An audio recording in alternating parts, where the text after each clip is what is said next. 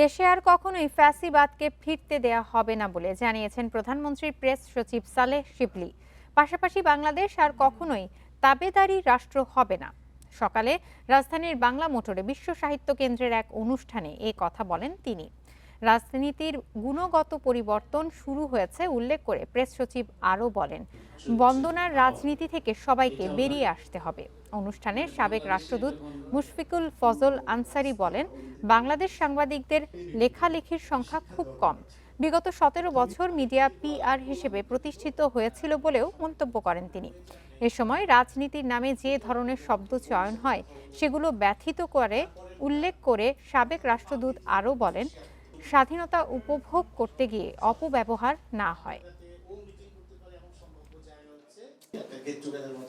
অন্তর্বর্তীকালীন সরকারের সময় এমন বেশ কিছু ছিল, কিছু সীমাবদ্ধতা ছিল। আমরা যেমন প্রত্যাশা করেছিলাম হয়তো সবকিছু হয়নি। এর মানে কিন্তু এটা নয় যে অন্তর্বর্তীকালীন সরকারের সঙ্গে তুলনা দিয়ে তার আগে যে ফ্যাসিস্ট গভর্নমেন্ট ছিল তাদেরকে আমরা বাংলাদেশে রাষ্ট্রে করবো, সেই একটা ধারা, সেই একটা প্রবণতা কৌশলে চলছে। আমরা ডেমোক্রেসির চর্চা থাকবো এবং দ্বিধাহীনভাবে নিঃসংকোচে নির্ভয়ে নির্ভীক চিত্তে মোবাশ্বের হাসান লিখে যাবে, আমরা সেই বাংলাদেশ প্রতিষ্ঠা করতে চাই এবং আমি বিশ্বাস করি সেই বাংলাদেশে আমরা প্রবেশ করেছি। সবশেষে